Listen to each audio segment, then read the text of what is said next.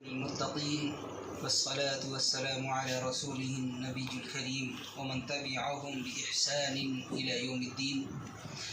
أعوذ بالله من الشيطان الرجيم. بسم الله الرحمن الرحيم. حاميم والكتاب المبين إنا أنزلناه في ليلة مباركة إنا كنا منذرين فيها يفرق كل أمر حكيم أمرا من عندنا إنا كنا مرسلين. محترم سامعین و سامعات، آج 26 روزے پورے ہو گئے، مکمل ہو گئے.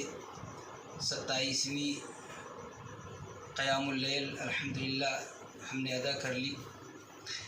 اللہ اپنے رحم و کرم سے ہماری ٹوٹی پھوٹی عبادتوں کو قبول فرمائے. آج کی رات قدر و منزلت والی رات ہے. قرآن نے اس رات کو خیر من الف شہر کہا ہے، 1000 مہینوں سے بہتر رات. اسے لیلۃ القدر بھی کہا جاتا ہے، لیلۃ مبارکہ بھی کہا جاتا ہے. اور یہ ایک ہی رات ہے، رمضان المبارک کے آخری عشرے کی 5 طاق راتوں میں سے ایک ہی رات ہے، اور وہ رات گھومتی رہتی ہے. 21، 23، 25، 27، 29 یہ 5 طاق راتوں میں گھومتی رہتی ہے. کسی ایک رات میں نہیں ہوتی ہے کہ ایک ہی رات میں ہو. ہمیشہ کسی سال کسی رات میں، کسی سال کسی رات میں. یہ اللہ رب العالمین کا رحم ہے، کرم ہے. اللہ کے حکم سے ساری چیزیں ہوتی ہیں، تو یہ رات بھی اسی طریقے سے آتی رہتی ہے. اللہ رب العالمین نے بیان فرمایا کہ فیہا یفرق کل امر حکیم، اس رات کے اندر ہر محکم امر کا فیصلہ کر دیا جاتا ہے. اس رات میں سال بھر کا ایجنڈا انسانوں کا تیار کر دیا جاتا ہے اور وہ فرشتوں کے حوالے کر دیا جاتا ہے. آپ لوگوں کو معلوم ہوگا، ویسے تو فرشتوں کی تعداد بہت زیادہ ہے، لیکن ان میں 4 فرشتے مشہور ہیں. ہم سب لوگ جانتے ہوں گے، نہیں تو جان لیں. حضرت جبریل امین علیہ الصلاۃ والتسلیم، حضرت میکائیل علیہ السلام، حضرت اسرائیل علیہ السلام اور حضرت اسرافیل علیہ السلام. یہ 4 فرشتے مشہور ہیں. حضرت جبریل امین علیہ الصلاۃ والتسلیم انبیاء کے پاس اللہ کا پیغام لے کر آتے تھے. نبیوں کا سلسلہ ختم ہو گیا تو اب نہیں آتے ہیں، لیکن آج کی رات میں یہ جو قدر و منزلت والی رات ہوتی ہے، لیلۃ القدر ہوتی ہے، شب قدر جو ہوتی ہے، اس رات میں وہ فرشتوں کی جماعت لے کر آتے ہیں. اللہ کا پیغام جب لے کر آتے تھے تو اکیلے آتے تھے، لیکن اب جو آتے ہیں تو فرشتوں کی ایک بڑی جماعت لے کر آتے ہیں. اور اس قدر فرشتے آتے ہیں کہ زمین تنگ ہو جاتی ہے. اتنے زیادہ فرشتے آج کی رات میں اترتے ہیں روح الامین کی معیت میں. وہ آگے اور کے پیچھے سارے لوگ اترتے ہیں. تو یہ رات بڑی قدر و منزلت والی رات ہے. ایک فرشتہ حضرت میکائیل علیہ السلام، ان کو اللہ رب العالمین نے اپنے بندوں کی روزی تقسیم کرنے کے لیے اور بارش برسانے کے لیے مقرر کیا ہوا ہے. کہاں کتنی بارش برسانی ہے، اللہ کے حکم سے یہ فرشتہ حضرت میکائیل علیہ السلام بارش برساتے ہیں اور بندوں کی روزی تقسیم کرتے ہیں. یہ اسی رات میں جو قدر و منزلت والی رات ہوتی ہے، آج بھی ہو سکتی ہے. 3 راتیں جو گئی ان میں بھی ہو گئی ہوگی، یا آگے آنے والی راتیں کسی میں بھی ہو جائے. اسی لیے اللہ رب العالمین نے نبی اکرم صلی اللہ تعالیٰ علیہ وسلم کے ذریعہ یہ اپنے بندوں کو، ہم کو اور آپ کو حکم دیا کہ 5 رات اللہ کی عبادت کریں. قرآن کی تلاوت، نماز، تسبیحات، تذکیرات، تحمیدات، تکبیرات، یا اسی طریقے سے جیسے بھی جو بھی ہے ہم کو معلوم ہے اس کے ذریعہ ہم اللہ رب العالمین کو یاد کرتے رہیں. زیادہ تر قرآن کی تلاوت کیا کریں، اس لیے کہ قرآن ہی کی برکت سے یہ ہوا ہے، اس لیے قرآن کی تلاوت زیادہ کرنا چاہیے. تو اس رات میں اللہ رب العالمین کون پورے سال زندہ رہے گا، پورے سال میں کتنا کمائے گا، کتنا کھائے گا، کہاں کہاں کیا کرے گا، یہ ساری چیزیں لکھ دی جاتی ہیں اور فرشتے کے حوالے کر دی جاتی ہیں. اسی حساب سے یہ سال بھر چلتا رہتا ہے. ایک سوال ہر کوئی سوچتا ہوگا اور سوچنا بھی چاہیے، اس لیے کہ اللہ رب العالمین نے دماغ تو دیا ہی ہے الحمدللہ.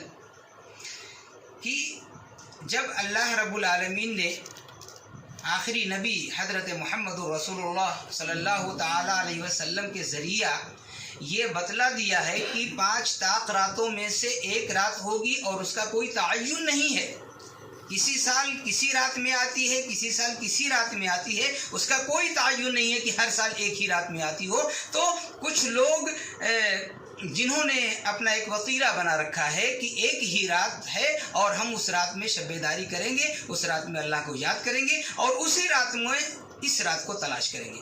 تلاش کرنے کا مطلب ہوتا ہے کہ ڈھونڈنا.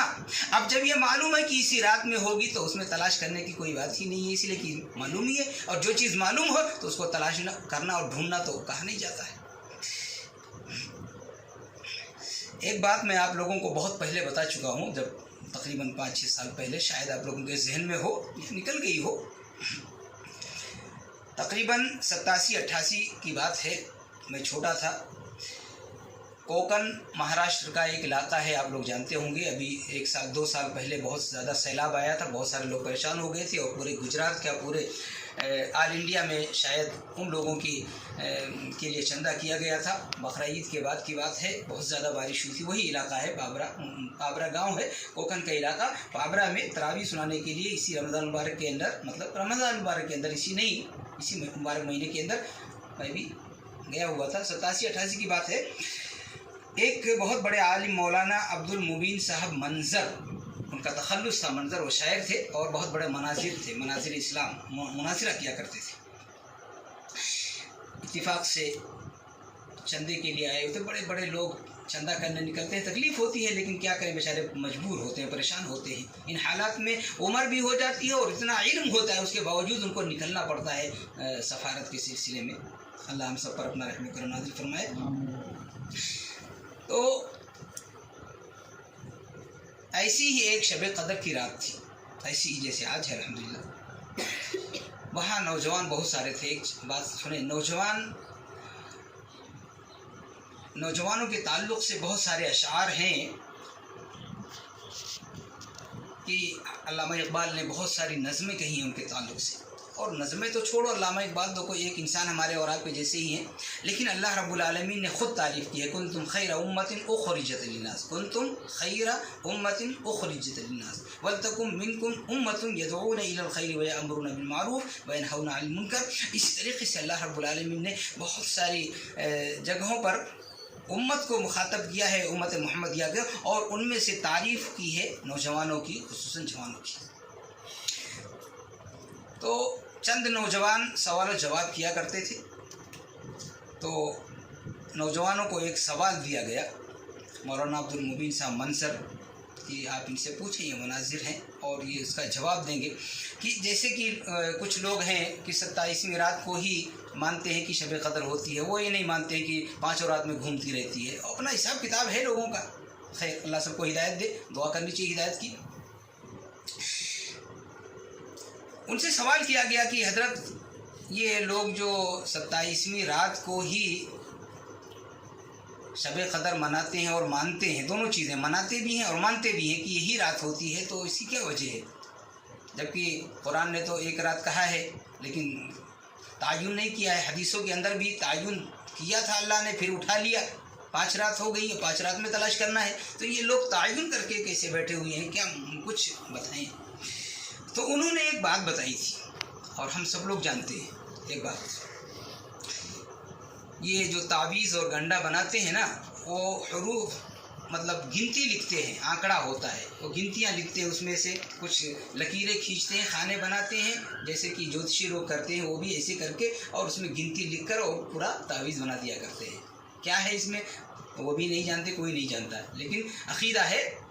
تعویذ پہننے والے اور باندھنے والے کا وہ لے لیتے ہیں اور باندھ لیتے ہیں یا پی لیتے ہیں، کیا کرتے ہیں. خیر، اللہ اس پریشانی اور فتنے سے ہم تمام مسلمانوں کو بچائے، دعا کرنا چاہیے. تو انہوں نے کہا کہ یہ سب آنکڑوں کا کھیل ہے. یہ جو آنکڑے کو مانتے ہیں نا، یہ آنکڑے والے ہیں. جیسے کہ قرآن میں دیکھو آپ، اعوذ باللہ من الشیطان الرجیم، بسم اللہ الرحمن الرحیم، انا انزلناہ فی لیلۃ القدر، ایک، وما ادراک ما لیلۃ القدر، 2، लैलतुल क़द्री खैरुम मिन अल्फि शहर, इसके बाद नहीं है। क़द्र का लफ्ज़ 3 मरतबा इस सूरत के अंदर आया है। क़द्र का लफ्ज़ सूरह क़द्र के अंदर 3 मरतबा आया है, देख भी सकते हैं और है भी सही। क़द्र के अंदर 3 अल्फाज हैं, काफ दाल रा, क़द्र 3 मरतबा आया है और हर बार में 3 लफ्ज़ हैं, तो 3 को 3 से गुणा करते हैं, ये आंकड़ा यही इसी तरीके से होता है, तो कितना बन जाता है? 9 बन जाता है। और उस 9 को 3 से जब गुणा करते हैं, ज़रब करते हैं, तो 27 बन जाता है। और इस तरीके से लोगों ने आंकड़ा लगाया और आंकड़े के हिसाब से 27 को लेकर बैठ के 4 रात में जागने की कोई ज़रूरत नहीं, यही रात है। अल्लाह रब्बुल आलमीन ने इशारा दे दिया है, हालांकि ऐसा कुछ नहीं है। ये यहूदियों का तरीक़ है, ये यहूदियों का तरीक़ है। जिस तरह यहूदी अपने मर्जी से किसी अल्लाह के किसी कलाम को, तौरेत के किसी आयत को या किसी सेंटेंस को, जुमले को अपने हिसाब से वो जोड़ लेते थे और कहते थे कि अल्लाह यही चाहता है। यहाँ भी ऐसे कह दिया कि अल्लाह देखो, अल्लाह ने इशारा कर दिया है, इशारे को समझो और यही चीज़ सही है। तो हज़रत ने बताया कि ये जो 27 मानते हैं ना, इनके पीछे यही मौक़िफ़ काम करता है, आंकड़े वाला। और इस तरीके से लोगों को मतलब खामोश भी कर दिया करते हैं कि देखो ये अल्लाह रब्बुल आलमीन ने इशारा दिया है, इशारा को समझो। और कुरान हर कोई समझ ही नहीं सकता। मसला ये है कि कुरान हर कोई नहीं समझ सकता है, और कुरान को समझने के लिए बड़े उलूम की ज़रूरत होती है, बहुत समझ की ज़रूरत होती है। जबकि अल्लाह रब्बुल आलमीन ने, आज भी देखा आपने, वलक़द यस्सरनल क़ुरआन, आप एक बात देखें, छोटे छोटे बच्चे जब स्कूल मदरसों के अंदर पढ़ने जाते हैं, स्कूल के अंदर नहीं, मदरसे के अंदर पढ़ने जब जाते हैं, मकतब के अंदर जाते हैं, तो पहले हम लोग जब पढ़ते तो वहाँ एक अरबी का कायदा होता था, यस्सरनल क़ुरआन उसका नाम होता था, यस्सरनल क़ुरआन। क़ुरआन की इसी आयत की मुनासिबत से, जैसे कुरान के अंदर है वलक़द यस्सरनल क़ुरआन लिज़्ज़िक्रि फ़हल मिन मुद्दकिर, सूरह क़मर के अंदर, उसी को सामने रखते हुए लिखने वालों ने किताब लिखी, तरतीब दी और उसका नाम यस्सरनल क़ुरआन रखा। हमने कुरान को आसान कर दिया, यानी कुरान बहुत आसान है पढ़ने में। तो कुरान वैसे हकीकत में आसान है, कोई भी पढ़ सकता है। शर्त यह है कि आदमी दिल लगाकर पढ़े, दिल लगाकर पढ़ेगा तो कुरान तो उसके लिए आ जाएगा। तो अब लोग ये समझते हैं कि इसमें इशारा मिल गया है और हर कोई इसको समझ नहीं सकता है, इसलिए आदमी मजबूर हो जाता है कि जब हम समझ ही नहीं सकते तो जो सामने बताया जाता है वही बात सही होती है। तो ये क़द्र व मंज़िलत की रात के ताल्लुक़ से भी इस, जैसे कि ज़िंदगी के अंदर इबादत के जितने उसूल हैं, तरीक़े हैं, उन सब के अंदर कुछ ना कुछ लोगों ने बना के रखा हुआ है। कुरान से मतलब नहीं, हदीस से मतलब नहीं, नबी से मतलब नहीं, सहाबा से मतलब नहीं। हम जो सही समझते हैं, हमारे हिसाब से जो सही लगता है, वो हमारा हिसाब नहीं चलता है, हमारा हिसाब नहीं चलता है, आपका हिसाब नहीं चलता, किसी का कोई हिसाब नहीं चलता है। हिसाब चलता है सिर्फ कुरान और हदीस का। इसीलिए अल्लाह रब्बुल आलमीन ने कहा कुरान के मन युती रसूल फ़क़द अता अल्लाह, जिसने रसूल की इताअत की गोया उसने अल्लाह की इताअत की। इसी तरीके से और अल्लाह रब्बुल आलमीन ने कहा कि कभी कोई मसला ऐसा आ जाए कि तुम परेशान हो जाओ तो अपने उस मसले को फरुद्दूहु इलल्लाहि व रसूल, कुरान और हदीस पर पेश करो, वहाँ से मसला तुम्हारा साफ़ हो जाएगा, निकल कर आ जाएगा, तुम्हारी परेशानी दूर हो जाएगी। तो कुरान और हदीस इसीलिए हैं कि हमारे समाज में, माशरे में, घरों में या आपसी किसी मसले में कोई ऐसा दरपेश मसला आ जाए जो हल ना हो रहा हो, उसको कुरान और हदीस पर पेश करें। अगर हम समझ सकते हैं तो ठीक है, नहीं तो समझने वाले से फस्अलू अहल ज़िक्रि इन कुंतुम ला तालमून। अगर कुरान हम नहीं जानते हैं, हदीस हम नहीं जानते, हम नहीं समझते हैं, तो ऐसे लोगों से जो कुरान और हदीस के समझने वाले हैं उनसे सवाल करें, पूछें, उनके पास सामने ये बात रखें, वो सारा मसला हल हो जाएगा। फिर हमारी भी परेशानियाँ दूर हो जाएंगी और अमलों के अंदर भी हमारा दिल लगेगा, वक्त लगेगा और वो अमल अल्लाह रब्बुल आलमीन तक पहुँचेंगे। ये सही बातें हैं जो कुरान और हदीस से साबित हैं, निकली हुई हैं। यही बातें हमारे लिए काबिल अमल होनी चाहिए, इसी पर हमें अमल करना चाहिए और अल्लाह से यही दुआ करना चाहिए कि अल्लाह हमें कुरान और हदीस का आमिल बनाए, कुरान हदीस का समझने वाला बनाए और अल्लाह रब्बुल आलमीन अपने रहम व करम से इन तमाम अमलों को जो हम कुरान और हदीस के मुताबिक कर रहे हैं, अल्लाह तो अपने रहम व करम से इनको कबूल फरमाए। अल्लाह हम सब पर अपना रहम व करम नाज़िल फरमा। इलाहुल आलमीन तो अपने रहम व करम से हम सब की गलतियों को माफ़ फरमा। रब्बुल आलमीन तो हम सब की नेकियों को कबूल फरमा। الہ العالمین تو اپنے رحم و کرم سے ہم سب کی نمازوں کو قبول فرما، رب العالمین تو اپنے رحم و کرم سے ہم سب کے روزوں کو قبول فرما، مولا کریم تو اپنے رحم و کرم سے ہم سب کے قیام اللیل کو قبول فرما، رب ذوالجلال والاکرام تو اپنے رحم و کرم سے ہم سب کے یہاں بیٹھنے کو قبول فرما، الہ العالمین جو ہمیں سے غریب اور محتاج ہیں مولا تو اپنے رحم و کرم سے ان سب کی غریبی اور محتاجی کو دور فرما، مولا جو پریشان حال ہیں رب العالمین تو اپنے رحم و کرم سے ان سب کی پریشانیوں کو دور کر دے، مولا کریم جو بیمار ہیں رب العالمین تو اپنے رحم و کرم سے ان سب کو شفاء کاملہ و عاجلہ نصیب فرما، رب العالمین جو مقروض ہیں مولا کریم تو اپنے رحم و کرم سے ان سب کی قرض کی ادائیگی کی توفیق عطا فرما، رب العالمین ہم سب کے دلوں میں اپنی اور اپنے رسول کی محبت کو پیدا کر، مولا ہم سب کے دلوں میں قرآن اور حدیث کی محبت کو پیدا کر، رب العالمین ہم سب کے دلوں میں اسلام اور مسلمانوں کے لیے محبت پیدا کر، رب ذوالجلال والاکرام تو اپنے رحم و کرم سے ہم سب کے دلوں سے بغض، حسد، کینہ، کپٹ جیسی برائیوں کو دور کر دے، اللہ ہم سب کو ایک کر دے، مولا ہم سب کو نیک کر دے، رب العالمین ہم سب کو مل جل کر پیار و محبت کے ساتھ رہنے والا بنا دے، آمین یا رب العالمین۔ والسلام علیکم ورحمۃ اللہ وبرکاتہ۔